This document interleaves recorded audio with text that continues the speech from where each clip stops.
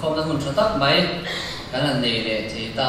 alom om he ni hei pathian kai shoi na le om pui na kan chama kumin kumbun atangin K3B te har san le boinom lovin in khom na hun thatak te kan mang thei thri na kumina o atok lam te kan lo nai le ta hei zani na in khom kan traviawa in khom tlem hun na hun tlem te kan la ne kumin chungin chunga po chuan member te thanem ngai taka tram chun som je turin kan anin som masale ani kan share again zani na kan in khom hi try to thar one swa le K3B awards sem kha ania kan in khom na try to hi mela nan pui committee member ania in khom na tran tu kha chawal ek subana fela babia khatna ani zaina he kan zawai ai wa trong china hun mang turin nula zo than moi babia buana aniang in zaina hian kan puanang khan try to thar sang ti som ti panga K3B kan try to te puan suana hun kha kan manga try to thar puan suana min nek sakurin K3B Ocean Committee ayo upa arama soma ani don ani in Bible share chuwa kumin chunga Bible share chuwa lompuina kha kan sem dona documentation committee ten an buai pui anga tin K3B awards sang ni som tin pali kha anon sem kan sem don bok ani hi K3B awards committee lamin anon buai pui don bok ani tin zaina hen Bible sang kan share wa le Bible sang kan share tur kha mathai bung som hi chang som hi par atanga som hi pariat mathai bung som hi chang som hi atanga chang som hi pariat kan share do ani karle kan in khom dan tu re han puan chun zomila chaw me December ni som hi pathum malo ni to nga amuna bia in thu soin khom in hun kan mang do ani shwai tu atanga pu Moses Larinoma committee member ania tran tu tangwa Joshua Romal Soma Bia Soma khatna aniang trong trai nula Rebecca Shuai Moi Upabia Sarina anianga in thu soi tu hi nula Lavindiki committee member ani dorani in kale in khoma hen malsai omanga nula Christina Wadal Haki Upabia Soma khatna ne trangin anianga Bible sang an sia wa le non bok ani hei zaina hian na ding chuak tho tur te chu ni nai kan Ocean Committee ai o upa arlanga somale upa zona te K3B khom imran te buya ama sain hanin din tir ve shim shimila thaw me ani zaina kan singan te thea khamai lo ding se utbeng lo lo pela thaw me arlanga somani ani hi kum tharla ma suan min suasan ve thunga uparin zona ro chulo manga chuan Ocean Committee atangin ayo pakhat langa ron bel don bok ani hei top lam te ania an soita khan kan member pathian thu zira ro ho te kan oma sangwala lien mo ya bia sarina kha ome mo ani hi alo mo me tin kan member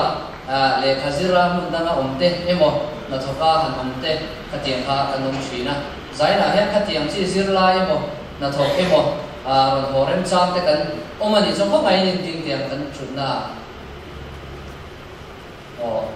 kan om le ni ne sangwa moi moya e kan singa ron te thaya ni ko hun te mo chen zirna ba min ATC kan no ma ten khan member akal se na tura ko tu sanga kan la na chung chai na member te ko lo che sui la a chaw me kumina hian hei K3B ten puak so nai kan mang thina kumin po hi puak so nai kan man hun tur kha lo ni le ta BC Girls School tu ara hian mang le turil ro man te siam so me ka dia chu ti ha chon K3B member te chanem ngai taka tel turin tam zo ka tel thina war ta hin kan han so ma program ni monta chabok si nuam bok si man kan tu ma din zai thiam te lai zai thiam la tak te praise on winner te in live band ba zai thiam artist kan ne tak te zai tu kan brand sa changin chu te chuan hun kan mang do na December ni som thum pakhat sara member te ko lovin ruwa man lo kila chaw me hei Christmas te kum thar kan ma lo ba kan theng do na Ocean ko hen buat sai chho na sa to khop maya henga hian K3B te pon hala na tu ti tu tam tak kan na nei do na December ni som ni pakhat tu in rin ni lo tu ra hian dar so pakata PC Girls School tuala ko san ta hom do na chuta chuan Christmas le kum thar tuala ni ti shein KTP member te chane mai taka tel turin kan hanin so ma ko san na tho ti puitin na turte ko san ta na kan ti ve the te ani ti shia in chane mai taka member te na tla chuak tur hian kan hanin so ma ti tur tam thina kan che wa thim sang sang member in dai anga ya chunga chuan thalai te kan koi mo em mema chuwa chuanin chane mai taka tel turin kan hanin so ani zanin inkhom bana hianin branch committee te tu ma ba min chut fual nok tur ani pakani in siana kan lo nei do na asars te ko mai no se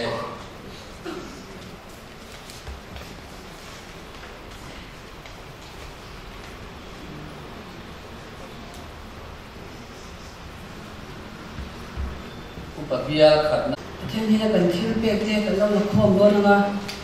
kan la khom chu yanin chu chungi Christian le bon number za som thun la hi kan sala thil pek khom tu de la swak sin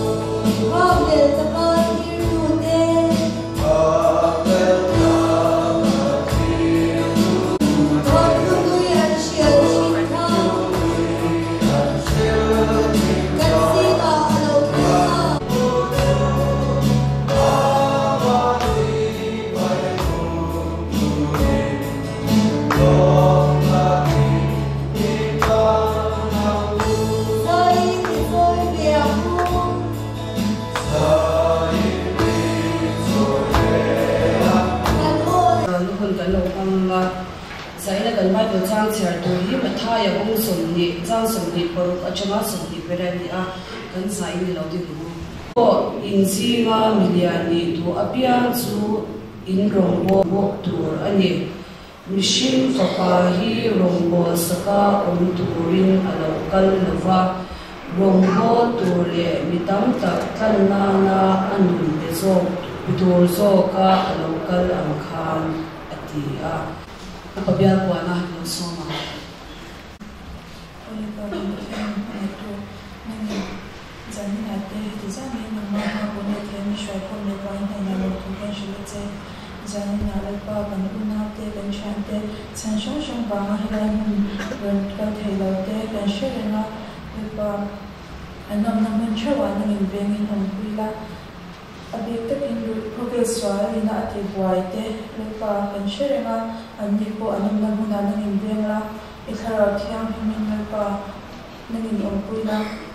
Karamang katin nangin ramang che helai muna lamang khom te po lepa kan una te naman ne na shwai thing tu kan ni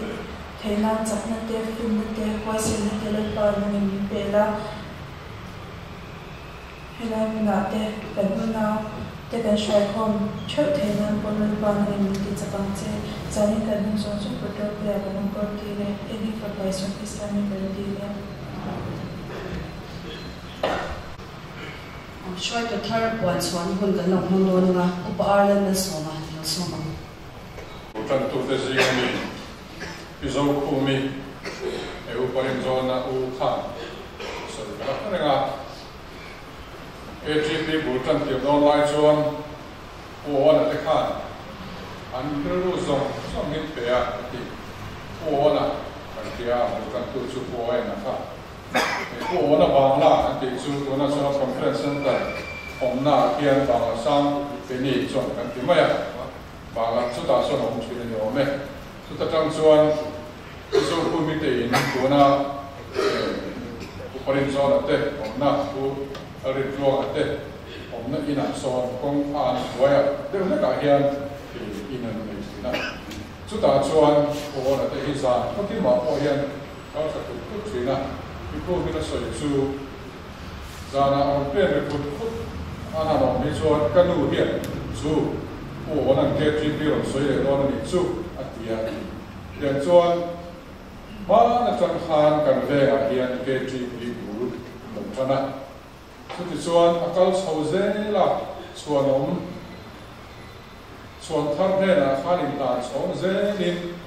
ที่เป็นนี่หมู่ไปข้าวมาปุยผู้กุลังบัวอ่ะกันแค่ตัวเข้าหรือเปล่าตัวมันอ่ะสู้เตะเกิดจุดปีนี้ดับเต้นแล้วนี่ที่ขันคือดังมันต้องดิสโซเซล่ะอุปหัวผู้มันเตะอุปลังเชียงยืนมันเตะดูง่ายกันข้าวเข้าสู้ข้าวเข้าขันสวัสดิ์ที่ขันโลโรเซล่ะสู้ส่วนท่านเซลเนี่ยนะที่หลังสองเซลส่วนปัจจัยนี้ดูส่วนเวงคริสเตียนชาวไร่โปเต้เอ็นโกตูที่ให้สำหรับวินมีเกษตรนี่สู้มีเป็นสิ่งมีแต่สู้จานินักเรียนจากโลกส่วนตัวนี่ออฟฟิศเบอร์สข้าอันด้วยเรียนดิ้งตาเสร็จแล้วก็อังคารไอ้ตัวที่หันดิ้งเสร็จแล้วที่ชวนดังมีสมทุนที่จงอาเรียนไอ้อินโปรตีนจากเรียนก็หลังเจริญเราดิ้งโซ่หกเสร็จแล้วอาจารย์เงี้ยกุมสารนี่สมดีปังอาคริสเตียนชลายโปยุสนเวกรันส์คอยดูตุรตานะปัจจัยนี้มีเป็กสุดแห่งที่อันนี้ลีดรัตานพลเดียร์กัน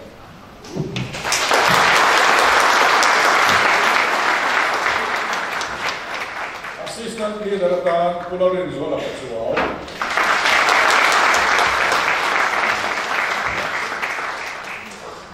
Secretary dan Pu Benjamin Kangian Moya.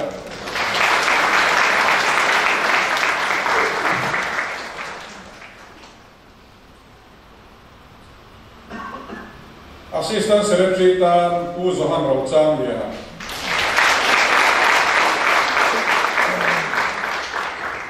Treasurer dan Pu Michael Lalli Tuanga.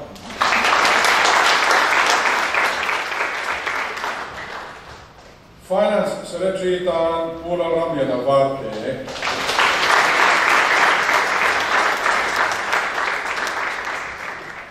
Kan leader Pulal Biak dikahi Organization Committee Chairman Aniana.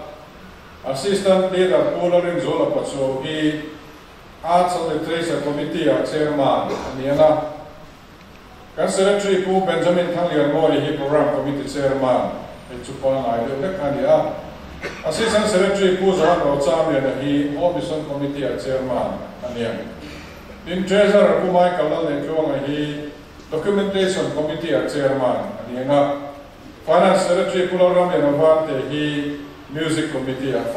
Chairman Ani. Thì chuan các hành động này tụi cái hiện chung mà nó cho bên ấy là một trong hiện trong thế để mấy sang nghìn cho mẹ Pu Samuel Lalruat Fela anh hi chairman Sound Light Committee Langwa Joseph Lalri Mama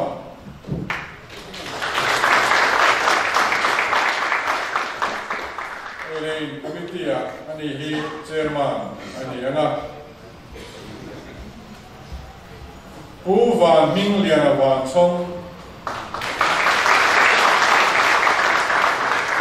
ani hi Application Committee chairman ani an Mulala Rindiki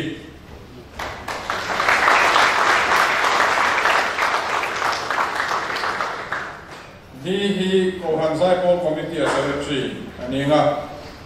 nula eni lalun pui Arts and Literature Committee Secretary ani nga nula Rosie Dalren Kluangi ani hi Program Committee Secretary ani donani nula lalun pui ani hi Home Mission Committee Secretary ani nga Langwa Larin Puerate ani Documentation Committee Secretary ani nga Nula Tlang Thiang Limi ani hi Music Committee Secretary ani donani Langwa Zorin Moya Kolni Secretary Ania. Pu Abraham Lar Koi Tuanga.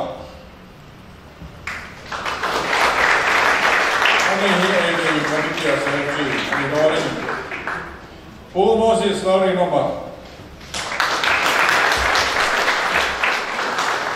Paul in Hakata Zay.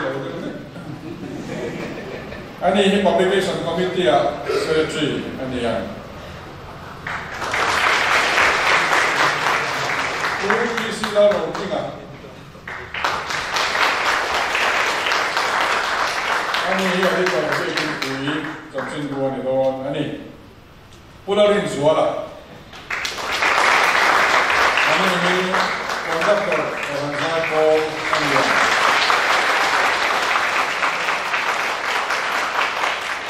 Ini yang orang kalah yang kian semua. Langwal Andy Malsom Zuala. Ini dia kata bantu. Ini yang Langwal Aldin Liana.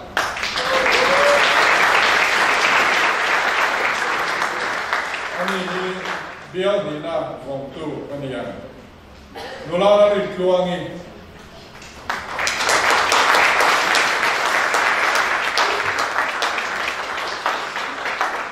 Ini biar tuna waktu kanian.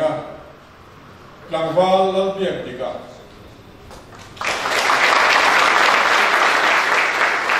Ini biar dina waktu. Nulara ni. Nulara so kamoi. Ini dia mana waktu anian. Langwal zom sang. Ini kita biar mana waktu anian ni.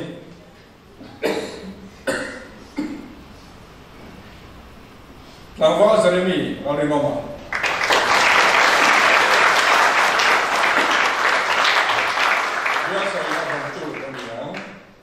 Nularen si Larin Feli. Kabilan niya na ito. Buwa rin Larin Numa. Kabilan niya na ito. Nula Rosani Taldun Pui. Ini dia sama waktu ini. Nulara rin feli kolping. Ini kabilan sama waktu ini. Langwal sana kan lalu zuala.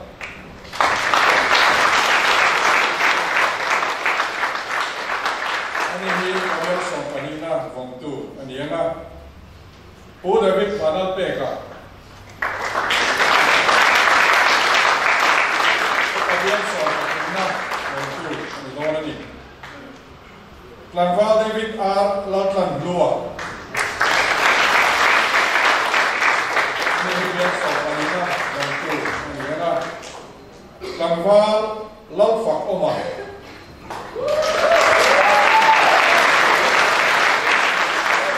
Ini dia soalnya bantu. Ini Nolala mas sobit hado.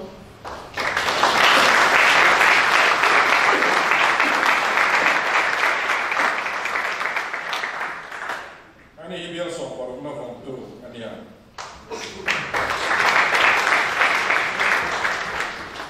Oleh ini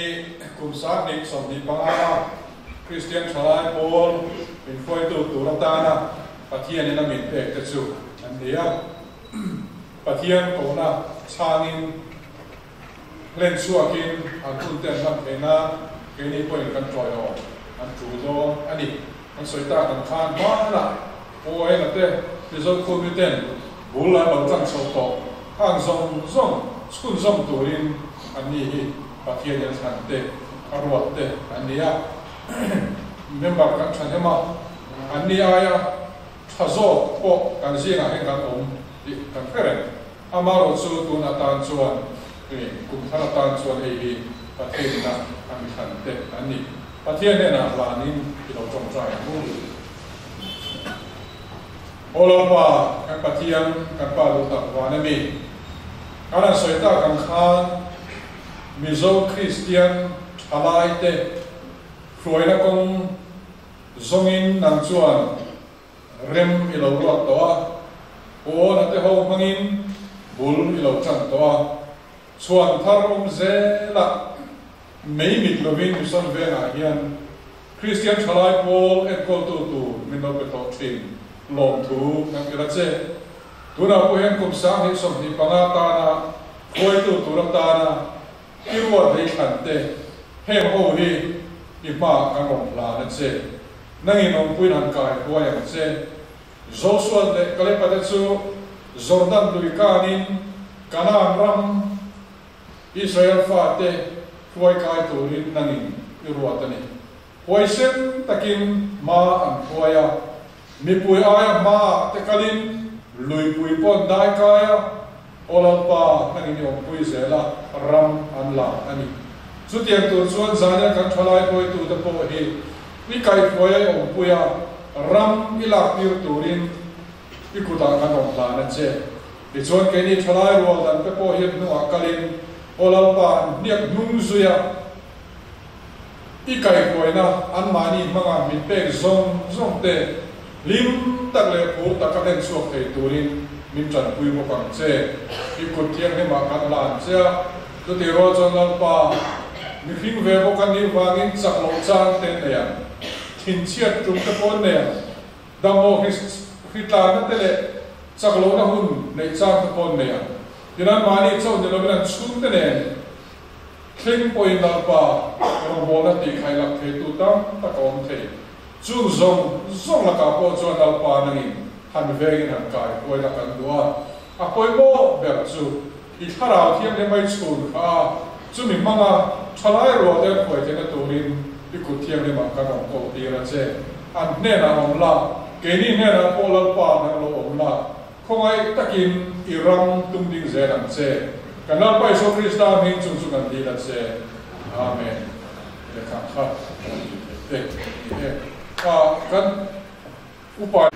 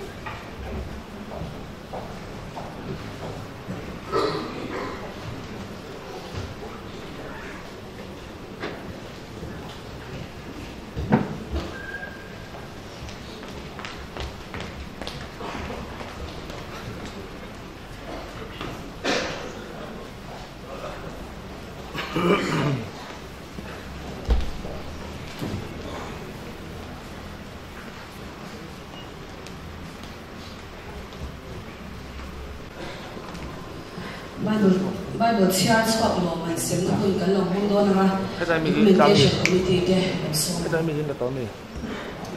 Bible ni kan sem lo nga kun re cha ma obvious committee te na non sem do na sai na ye din page member Bible chia swap de ming le khala non tar do na ya stream kan lo en pa so kan sai ja do ni kumina hin Holy Bible chia swap zong mission ren option kung puya za som thum wa noma za som thum ba wa je get to member to som ba normally tu thung thar chia swap zong hi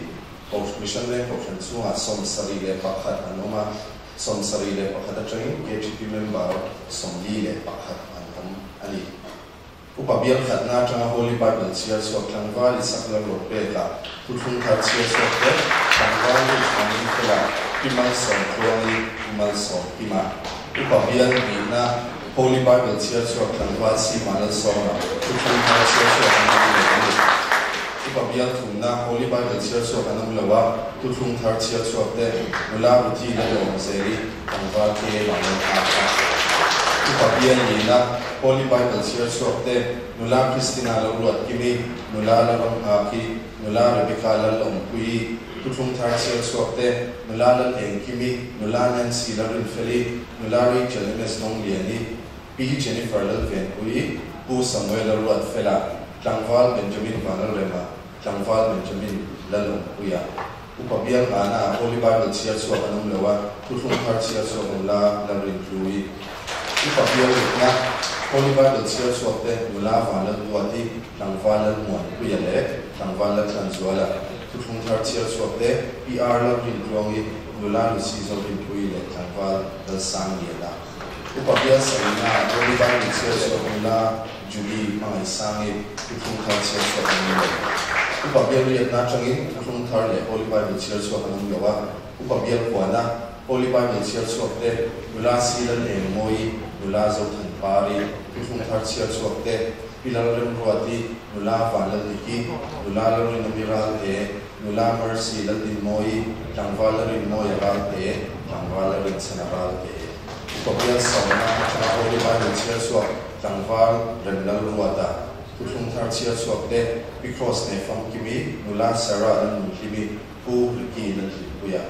Upabial Son, Naturally, Holy Bible Chia Sua and Yoga, Tutlung Har Chia Sua Te, P. Emilia Nelson Zeli, who Michael Lani Tuama, who will be Atika. Upabial Son, Naturally, Holy Bible, Tutlung Har Chia Sua and Yogani. Upabial Son, Patuna, Holy Bible Chia Sua Mula, Lalua Kimi, Tutlung Har Chia Sua and Yogani.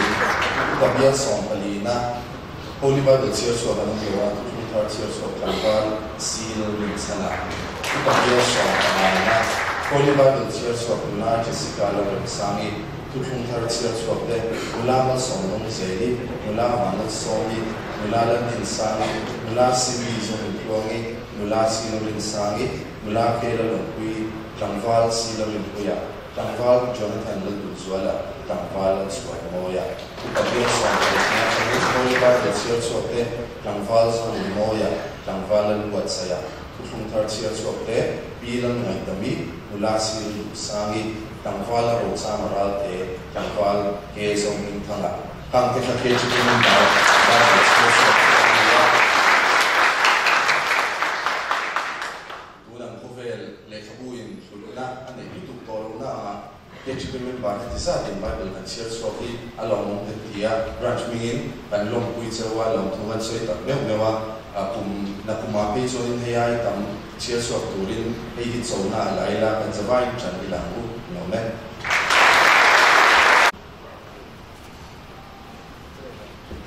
Tôi là cho anh thu tối sử dụng cái nồng hăng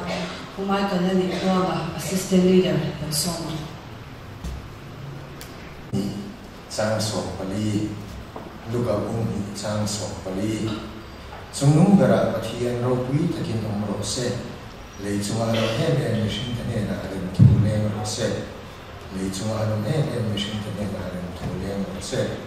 pathian thuma som ro se. Amen. Jadi tu suri buat se tani pathian lo kan ko ya.所以佢睇仲差，佢係全部當然啦，你知啲小屋市啦喎，Bible 似啊，人哋當然啦，你知屋市啦喎，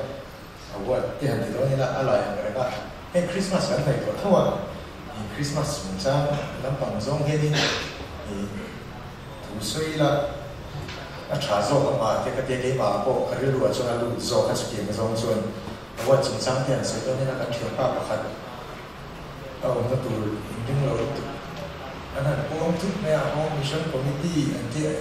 kan sudah sang pasal aku ni cara tu bukan orang makan sudah tu dua jam ni ho dia amalan aku tak being cara sudah sang itu selawa kan dia bukan kan tapi apa sakit pula tamam sudah pasal kita dalam tak sakit pula tamam amara tu saya nak jadi Christmas mai tu apa Christmas hari zaman dia nak pergi bandar sana cetak kan renta itu pun mangin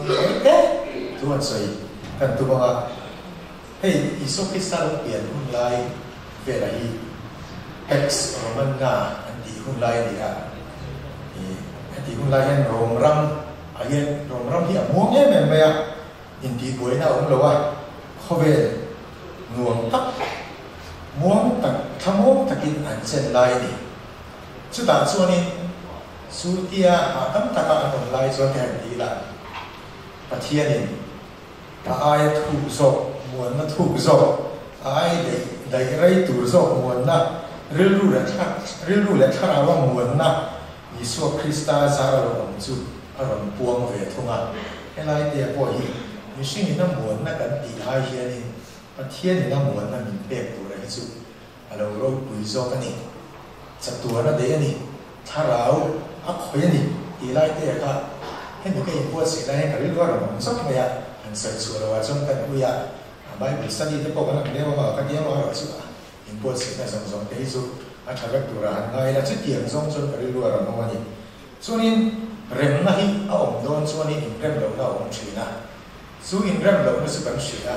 leile fa in rem lo na pathian le mishing in rem lo na ni kan shem ka iden mo na kan rem lo na ka chu ta chuanin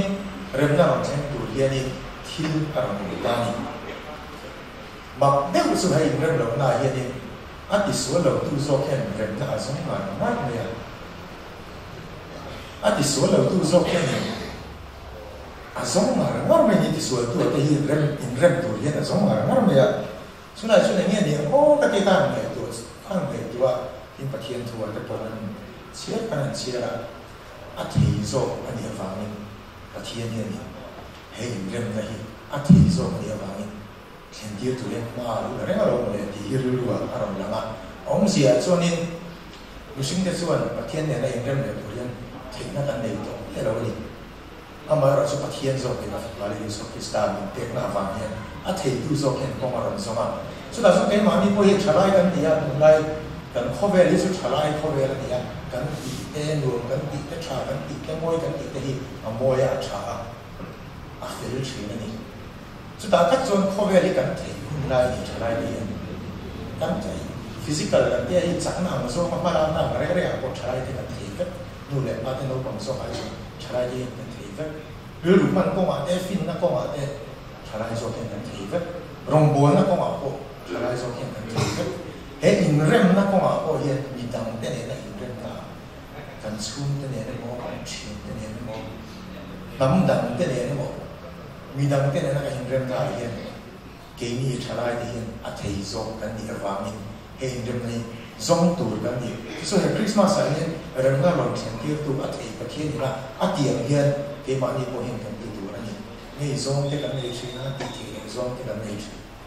chung zong a so a thei zong kan ni awangin a thei zo ke ti ngai da ma ko a thei zo ke rem nai thena ko ti kha kan zir ho na tur point kha ta se a pa ni na chuani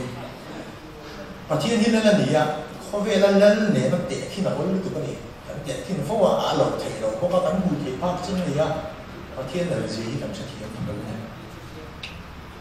en kin siam tu thu me en kin din tu le le wan zong en pol tu thu nei tu ro re tu chak ro re tu di ani ya kan pathian hi chu a tu thung zam net luk tu su thei lo kho pa pathian ro pe ni an ti ya kho ta eng zong so chu tian pathian chuan thu a zama ba ra chu shin chuan a ti sual si ra a ti sual na chana chan chuak le tu lian ni ti ni chuan har kan ti mun ka re ni an thu zama kha no lo ta se kho ve da ma ko ti na so ka ri na da ma ti da na zama chuan a zama ti sual ma ma chuan shen na ni ka kai lo ni a ma ro chu rem na ro chen ti tu lian pathian ni ni song na dak me he ma ngai na va lo chuan ông thầy lo ni so vai pathian ni ma ngai e ma va min ti sual lui te ko han ki la min sual su aro re na su si lo ni aro re na atanga amma ne na in rem na ne gi le ti na tu lian kong an ta pa chu da so na to pa pa le so sta ni ni rem na ta hian ma ngai na va va he rem na hi chang ni ki lai ka poi pa ti na su ni le ta se na to na poi na thun ta chuan in kho ve ne na pathian in rem na tu rai pathian chu ro pui den ni ko kan pathian ro pui e me ma ki ni ne bi chu in tha ta kan ni chu ta chuan pathian ni tong ta tin kho ve la lo ka la to ni wa thil siam le ve la thil siam ang bua aro in si aro in sang ti ra ama kha chuan min sang ro ni na tu ri mi shin na da ti kha ro so chu ne ni tin kan si an china ko na te ko kan sa lel na am ni lovin no sen angin ra thei takin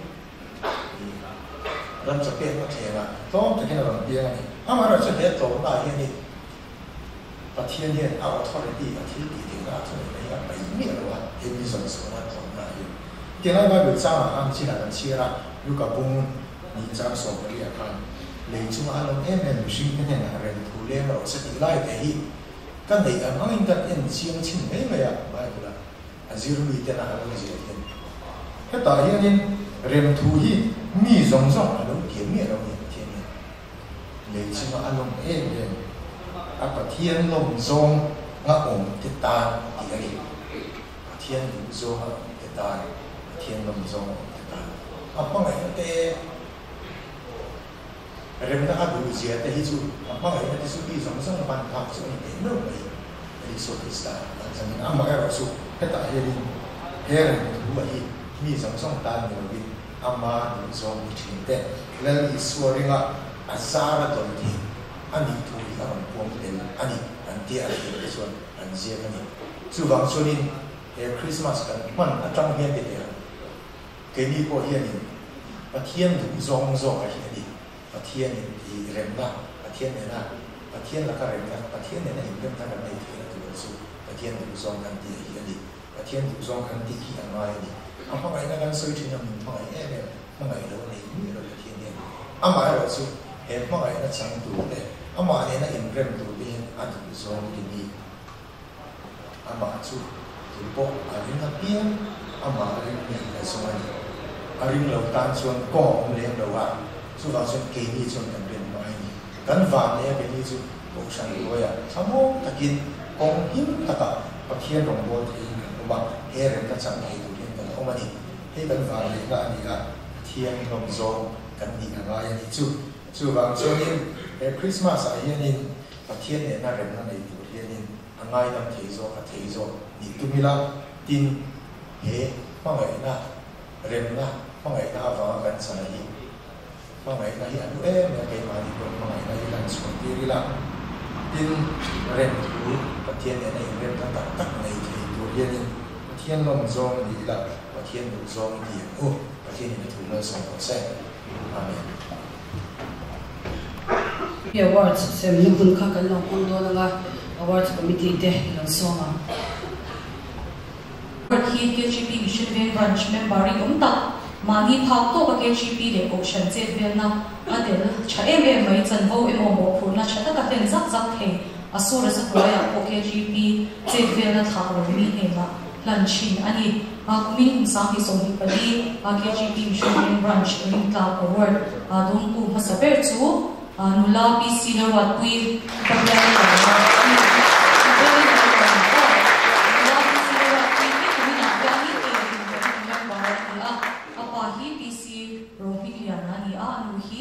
Dar kuya ni.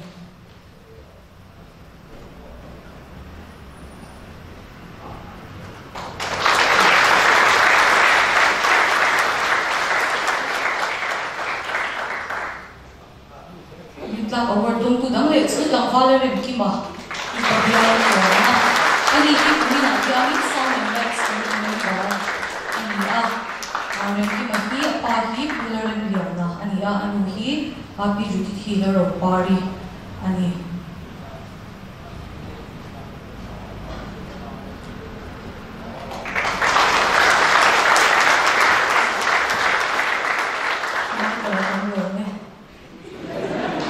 kuna adot din se suzam sakturi kan secretary ku jahan ramzan ya na lo soma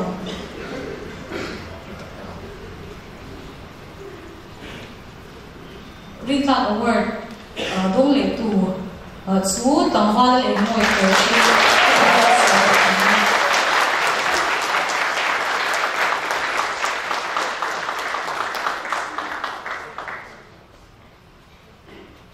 o pabia so ta thuna ni ani ni ko ba sha ni ko ani a twani ka over dong le tu chu nula be bi da ta sai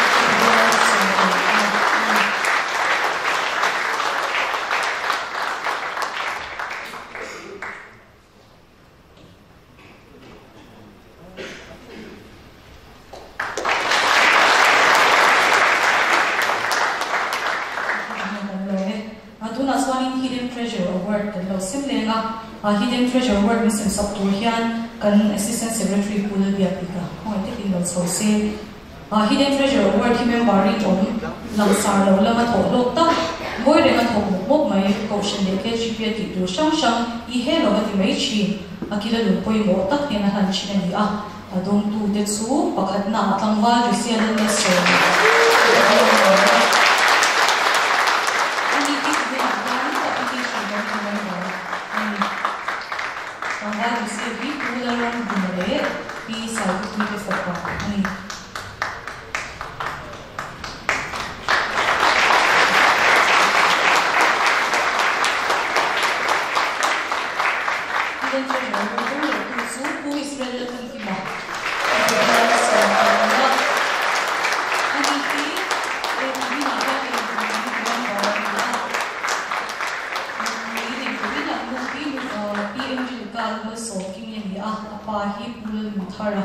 ani anu ki pisa khumi ani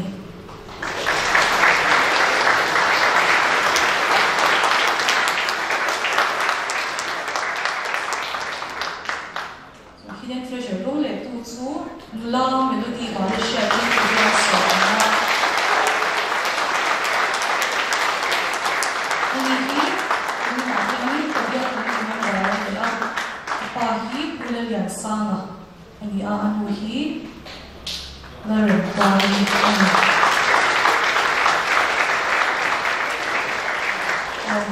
chuanin pakhat hi sai ta kan lo nei mai lo me ya mi lo shi thiam sha mu la padi ha khoi te lo le ni se hidden treasure award tho dong le tu hi tangwa ba san mo le the u pa bia lu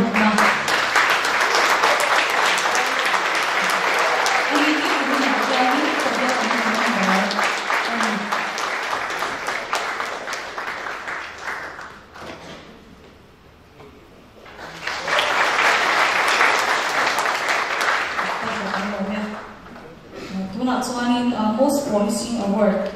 kan lo se mga min sen sapturi kan treasurer pu benjamin thangya moya the soma most promising member hi kumin school ke gp mission day branch member singa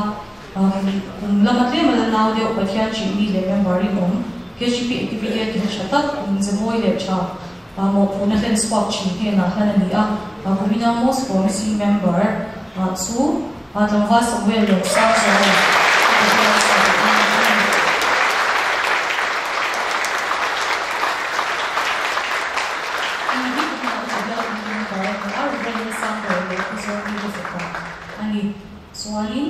Tuna Swan Malaklat Award kan simlenga Malaklat Award hi KGP Mission Bank Branch member ri om tak pathian chi mi caution le ke GP ti tu jul ang hang ti mai chi mani chau ko pathian mo na ko nga ke pen chi mani chau ko in kho mai chi KGP che vel na ko mani chau ka mai chi shantelem cha lo chang ko an ti tu chu mai lo ni he la lan tu ani mina Malaklat Award dong tu su tangwa jel za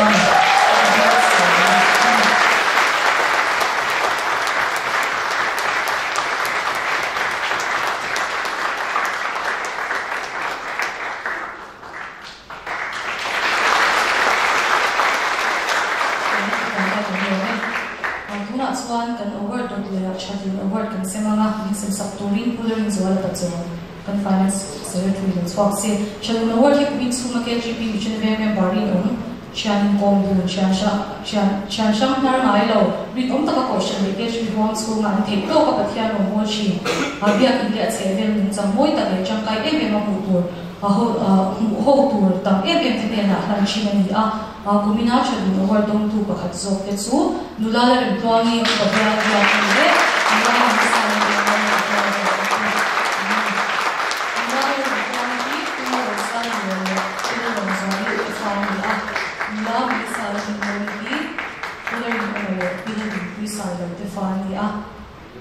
Ani hi upabial committee atong veve nulala rim twangi hi upabial ya secretary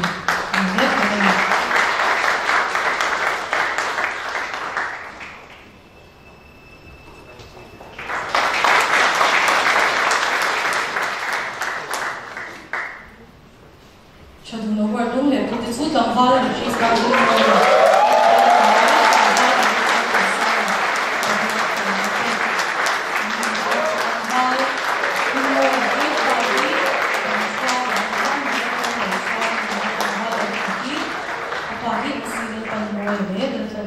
te ni a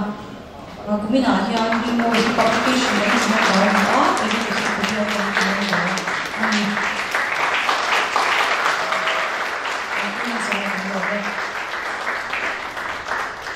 ina swan member of the year kan semanga member of the year is Sapturi kan branch leader popular on the environment in Soma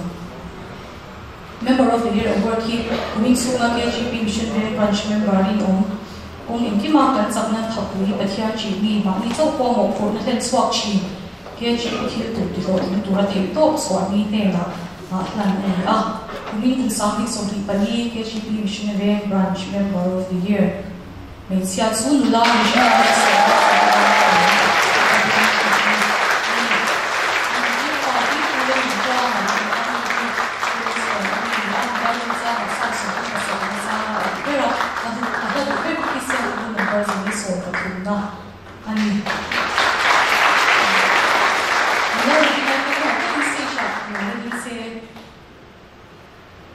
zona pakhat ni zona kuming sunga hi KGP hi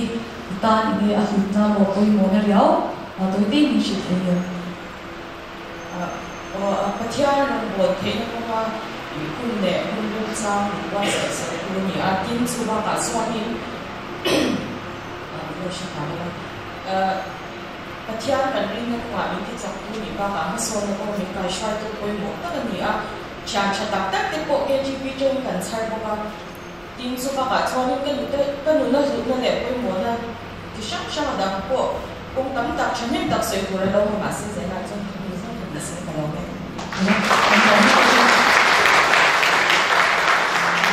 member of the year dong tu chu Langval Relation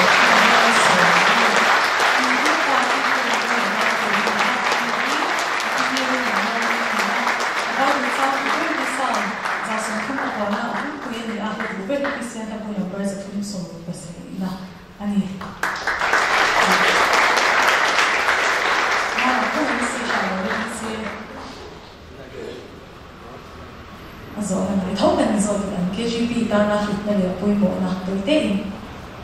KGP hi de so ta khan a thutna chu chuwa la so krista adin tu hi dia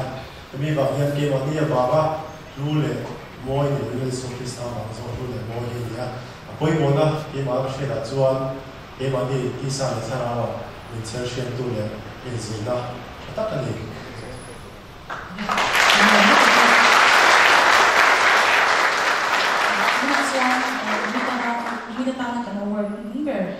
semanga best Korea ni kung ay pagiging sa kumin kan ko siya kumili ay o upa para na so na uparing zone te asisha na so se best Korea ni kumin sumo uya sa charo na zone ko siya ni KGP ta na tholo upabia member in home tam zai pol na zira chahem chungchai in home te branch na tama te ko siya ni KGP te vela te Pero chatem te la han chin ani kuming kum sang ti so di pali KGP mission ben branch best upabia te chu upabia so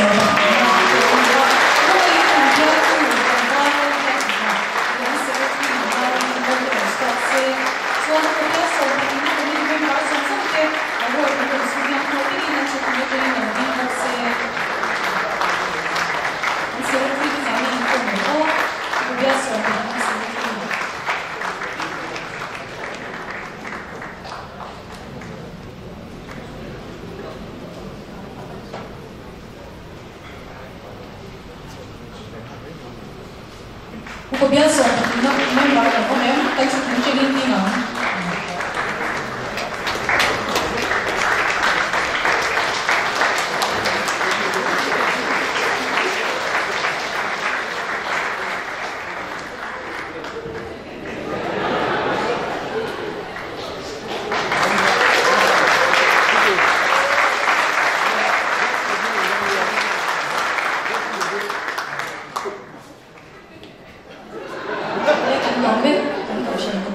Kan